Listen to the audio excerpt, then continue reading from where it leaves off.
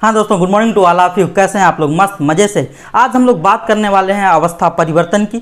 जैसे कोई पदार्थ ठोस है तो क्या उसको द्रव में परिवर्तित किया जा सकता है? द्रव है तो उसको गैस में परिवर्तित किया जा सकता है, या कोई गैस है तो उसको हम द्रव या ठोस में परिवर्तित कर सकते हैं। आज इसी टॉपिक पे हम लोग बात करने जा रहे हैं। तो हम कुछ एग्जाम्पल के साथ आपसे बात करते हैं। देखिए, जैसे ठोस है, हमने कोई एक ठोस पदार्थ ले लिया। एग्जाम्पल बर्फ़ का ले लेते हैं। बर्फ़ ले लिया। जो ठोस पदार्थ होते हैं बेटा, उसके अणु, परमाणु या आयन जिनसे भी वह मिल करके बना हुआ होता है वह काफ़ी पास पास होते हैं, एकदम नज़दीक नज़दीक एक दूसरे से जुड़े हुए होते हैं। आप लोगों ने पढ़ा है कि इसके बीच, इनके अणुओं या परमाणुओं के मध्य जो अंतरा अणुक स्थान होता है वह बहुत ही कम होता है। यह हो गई संरचना ठोस की। अब इसको यदि हमें ठोस से किसी अन्य अवस्था, द्रव या गैस अवस्था में परिवर्तित करना है तो हम लोग इसको गर्म करते हैं। जैसे हम ठोस को गर्म करें, मान लो इसको हम लोग क्या कर रहे हैं, गर्म कर रहे हैं। जब हम गर्म करेंगे तो भाई गर्म करने से हमको ऊर्जा मिलेगी, और यहाँ पर जो अणु होते हैं इनकी गतिज ऊर्जा बहुत ही कम होती है। बहुत ही कम होने का मतलब यह है कि यह अपने ही स्थान पर केवल कंपन करते हैं। क्या करते हैं बेटा? केवल कंपन करते रहते हैं, हिलते रहते हैं। लेकिन जब हम इसको गर्म करते हैं तो इसको मिल जाती है ऊर्जा, और जब ऊर्जा मिली तो गतिज ऊर्जा का मान बढ़ गया। जब गतिज ऊर्जा का मान बढ़ जाता है तो अणु ज़्यादा तेज़ी से गति करने लगते हैं, और जब ज़्यादा तेज़ी से गति करेंगे तो अणु क्या हो जाएंगे, दूर दूर हो जाएंगे। जब अणु दूर दूर हो जाएंगे तो इसकी अवस्था क्या हो जाएगी, परिवर्तित हो जाएगी। क्योंकि ऐसा फिगर हम लोगों ने ठोस में देखा, जब अणु पास पास होते हैं, जब अणु थोड़े से दूर हो जाते हैं तो यह द्रव कहलाता है। और ठोस से द्रव बना कैसे? जब हम इसको गर्म किए तो ऊर्जा मिली, और ऊर्जा मिली तो इसके अणु कैसे हो गए, दूर दूर हुए।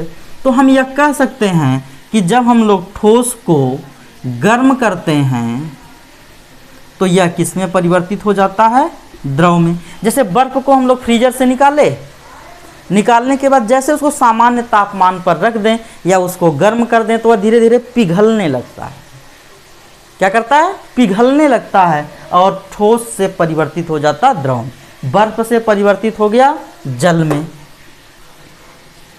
यह घटना क्या कहलाती है? इस घटना को हम लोग गलना कहते हैं या गलन कहते हैं। ठोस से द्रव बनने की घटना क्या कहलाती है? गलन कहलाती है। किस कारण से होती है? जब भी हम किसी ठोस को गर्म करते हैं तो वह किस में परिवर्तित हो जाता है, द्रव में परिवर्तित हो जाता है। ठोस से द्रव बनने की घटना क्या कहलाई, गलन कहलाई। एक शब्द और आता है, गलनांक। तो वह निश्चित ताप जिस पर कोई ठोस किस में परिवर्तित हो जाए, द्रव में परिवर्तित हो जाए, वह उसका गलनांक कहलाता है। देखो, गलन और गलनांक दोनों दो चीज़ें हैं। गलन क्या है? अवस्था का परिवर्तन। ठोस से द्रव बनने की घटना गलन कहलाती है। इस सारे पदार्थों के लिए है, चाहे लोहा हो, बर्फ हो, सोना हो, चांदी हो, तांबा हो, कुछ भी हो। जैसे हम इसको गर्म करेंगे, जब यह ठोस से द्रव में परिवर्तित होगा तो यह घटना क्या कहलाएगी, गलन कहलाएगी। लेकिन अगर कोई गलनांक के बारे में बात करे तो इसका मतलब यह है कि वह एक निश्चित ताप के बारे में बात कर रहा है। वह यह पूछना चाह रहा है कि किस ताप पर यह पदार्थ, चाहे लोहा, सोना, चांदी, कुछ भी हो, यह पदार्थ किस ताप पर ठोस से द्रव में परिवर्तित हो रहा है। तो गलन क्या है? ठोस से द्रव बनने की घटना गलन कहलाती है, और गलनांक वह निश्चित ताप जिस पर कोई ठोस पदार्थ द्रव में परिवर्तित होता है। अब देखिए, यदि हम द्रव को गर्म करें तो क्या होगा भाई? ठोस को गर्म किए, अणु दूर दूर हो गए। द्रव को गर्म कर दें और दूर दूर हो जाएंगे, क्योंकि गर्म करने पर क्या मिलेगी, ऊर्जा मिलेगी। और जब ऊर्जा मिलेगी तो पदार्थ में उपस्थित जो अणु, परमाणु या आयन होंगे उनकी गतिज ऊर्जा का मान बढ़ेगा, और या अणु, परमाणु या आयन ज़्यादा दूर दूर हो जाएंगे, और जब अधिक दूर दूर हो जाएंगे तो यही किस में परिवर्तित हो जाएगा? गैस में परिवर्तित हो जाएगा। जैसे जल हमने लिया, पहले हमने बर्फ लिया था, बर्फ को हमने गर्म किया या सामान्य तापमान पर रखा तो वह किस में परिवर्तित हो गया? जल। अब जल को एक बर्तन में रख करके हम इसको गर्म करते हैं। जब जल को एक बर्तन में रख करके हम लोग गर्म करेंगे तो देखते हैं इसमें से भाप निकलना शुरू होती, और यही भाप क्या है? गैस ही तो है। यह भाप क्या है? गैस है। जो जलवाष्प निकलती है वह किस अवस्था में बेटा? वह गैस अवस्था में है। तो द्रव को गर्म करते हैं तो वह किस में परिवर्तित हो जाता है? गैस में परिवर्तित हो जाता है। और उदाहरण में जैसे यहाँ पर हमने बर्फ लिखा था, यहाँ पे जल लिखा, तो इसको हम लोग क्या लिख सकते हैं? जल वाष्प लिख सकते हैं। आगे बात समझ में? ठोस को गर्म किया द्रव, द्रव को गर्म किया गैस। उदाहरण के तौर पे लिया था बर्फ, बर्फ को गर्म किया परिवर्तित हो गया जल में, और जल को जब गर्म किया तो किस में परिवर्तित हो गया? जल वाष्प में। एक प्रश्न और साथ में आता है कि क्या कोई ऐसा पदार्थ भी है, ऐसा कोई ठोस पदार्थ है जिसको गर्म किया जाए तो वह बिना द्रव में परिवर्तित हुए सीधे गैस में परिवर्तित हो सकता है? क्या इस दुनिया में कोई ऐसा भी ठोस पदार्थ है जिसको हम गर्म करें तो वह बिना द्रव में परिवर्तित हुए सीधे गैस में परिवर्तित हो सकता है? तो हाँ, है। कपूर। कपूर को जैसे ये ठोस है, चलो एक एग्जाम्पल हम लेते हैं। कपूर, कपूर को जैसे ही हम लोग गर्म करेंगे तो यह कपूर बिना द्रव में बदले सीधे किस में बदल जाएगी? गैस में बदल जाएगी। अच्छा, ऊपर ना दिख रहा, चलो यहाँ नीचे से लाइन खींच करके हम आपको समझा दे रहे। कपूर को जब हम गर्म करते हैं तो यह बिना द्रव अवस्था में परिवर्तित हुए सीधे किस में परिवर्तित हो जाती है? गैस में। अरे उदाहरण में यार, आप खुद घर पे एक कपूर, थोड़ी छोटी सी कपूर लो और उसको तवे पे रख के या किसी बर्तन पे रख करके गर्म करिए, आप देखेंगे कि वह पिघलेगी नहीं, सीधे उसमें से वाष्प उसकी निकलनी शुरू हो जाएगी, यानी वह गैस के रूप में परिवर्तित हो जाएगी। यह घटना बेटा ऊर्ध्वपातन कहलाती है। क्या कहलाती है? ऊर्ध्वपातन। अब इसका, अगर इसकी परिभाषा की हम लोग बात करें तो यह कह सकते हैं कि कोई ऐसा ठोस जिसे गर्म करने पर वो सीधे गैस में परिवर्तित हो जाए तो यह घटना ऊर्ध्वपातन कहलाती है। और कपूर अकेला एग्जाम्पल नहीं है, ढेर सारे हैं यार। जैसे कपूर ले लिए, अमोनियम क्लोराइड हम लोग लिख सकते हैं।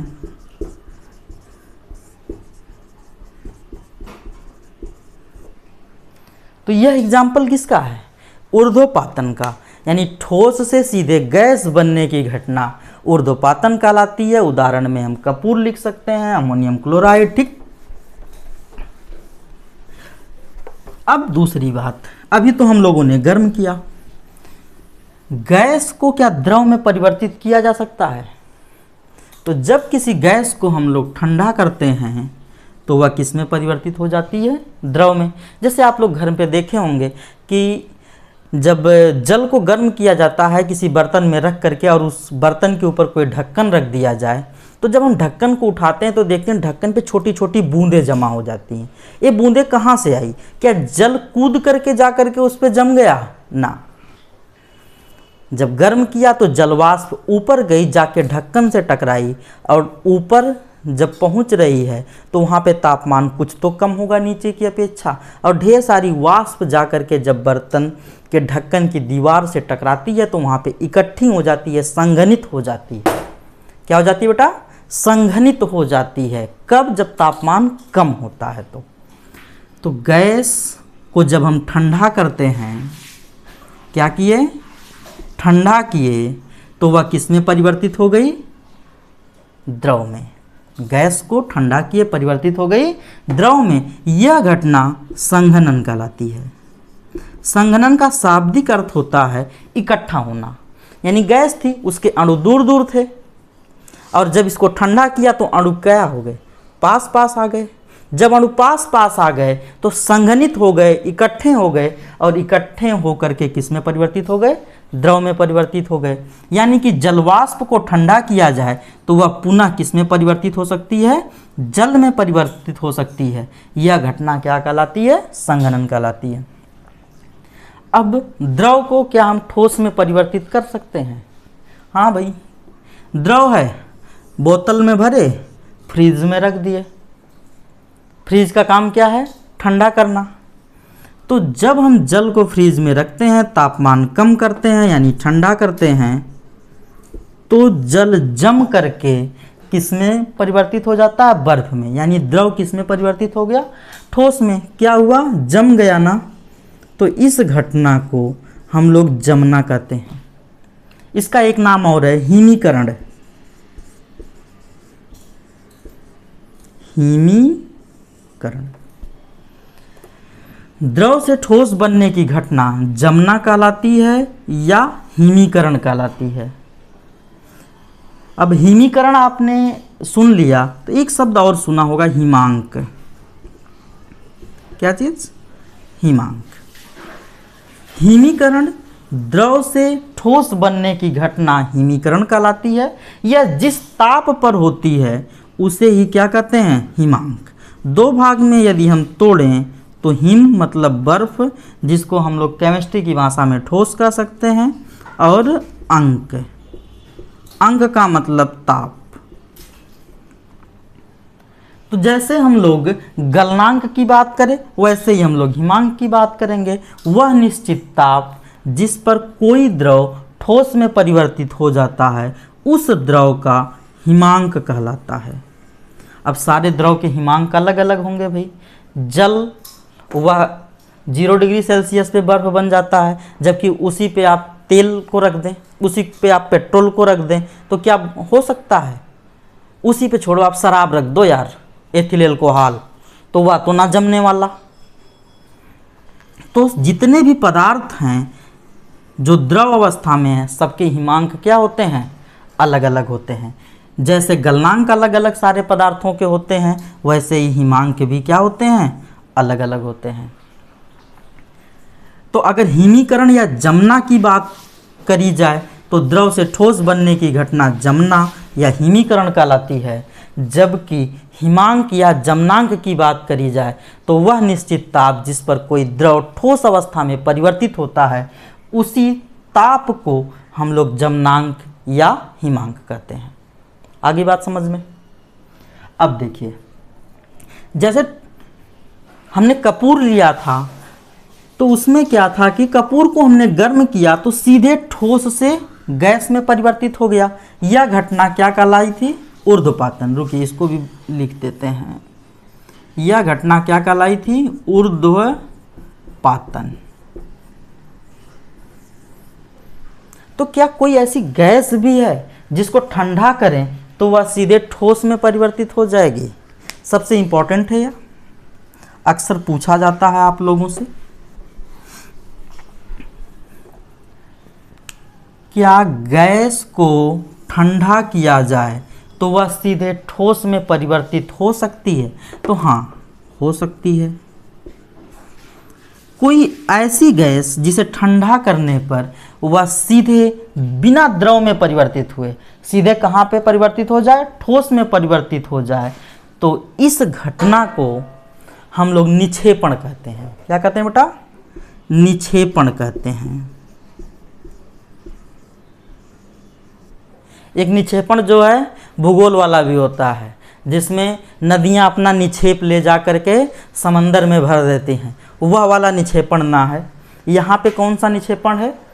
गैस को जब हम लोग ठंडा करते हैं तो वह द्रव अवस्था में बिना परिवर्तित हुए सीधे ठोस अवस्था में परिवर्तित हो जाता है, तो यह घटना क्या कहलाती है? निक्षेपण कहलाती है। अब इसके उदाहरण की बात करें, इसका उदाहरण तो बेटा सबसे आसान है।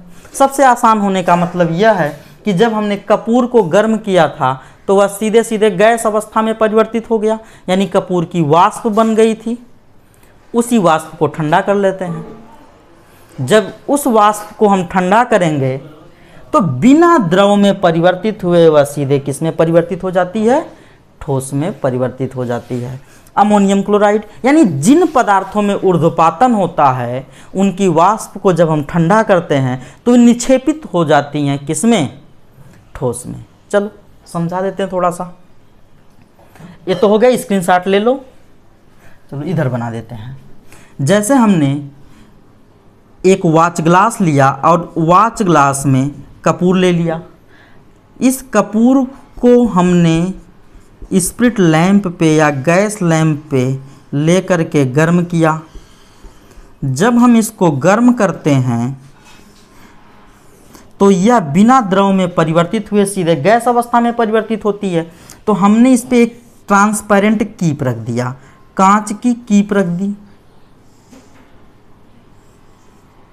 ठीक, अब हमने जो यह कांच की कीप रखी तो इसके ऊपरी सिरे पे जो खुला होगा इसमें हम लोगों ने काटन भर दिया, रुई भर दी भाई, कि जिससे कपूर गर्म होने पर जो वाष्प में परिवर्तन हो रहा है यह वाष्प इससे बाहर ना निकल पाए।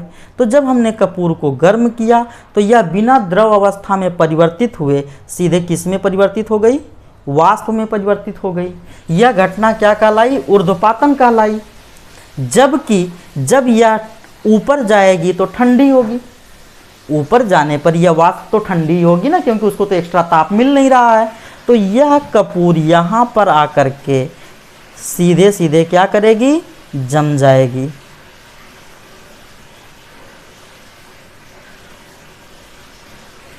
ठीक,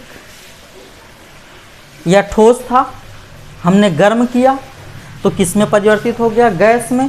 यह ऊर्ध्वपातन हो गया।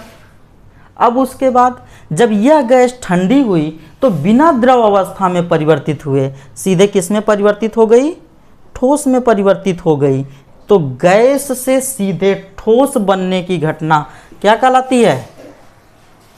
निक्षेपण कहलाती है। तो ठीक, आगे बात समझ में निक्षेपण की।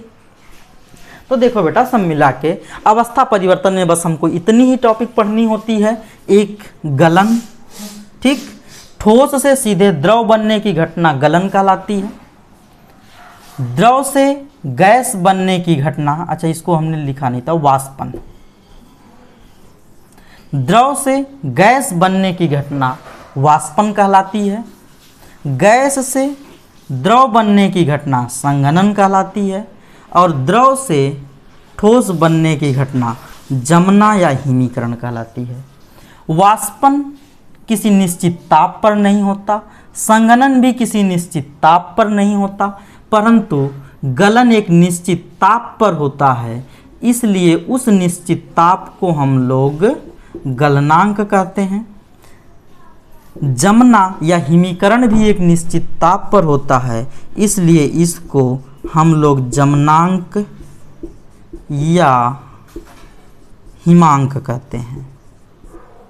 ठीक, ठोस से सीधे गैस बनने की घटना ऊर्ध्वपातन कहलाती है और गैस से सीधे ठोस बनने की घटना निक्षेपण कहलाती है। ठीक, तो बस इतनी ही टॉपिक थी। ये पूरी की पूरी टॉपिक खत्म हम लोगों की अवस्था परिवर्तन की। बाकी अगर कोई प्रश्न है आपका तो कमेंट करो, उसका आंसर हम आपको ज़रूर देंगे। आवश्यकता पड़ेगी तो उसके लिए वीडियो बनाएंगे। हाँ, अगर वीडियो आपके लिए मज़ेदार और हेल्पफुल लगी तो दोस्तों के साथ शेयर करो, चैनल को सब्सक्राइब करो। बाकी थैंक यू, धन्यवाद, टाटा, बाय बाय।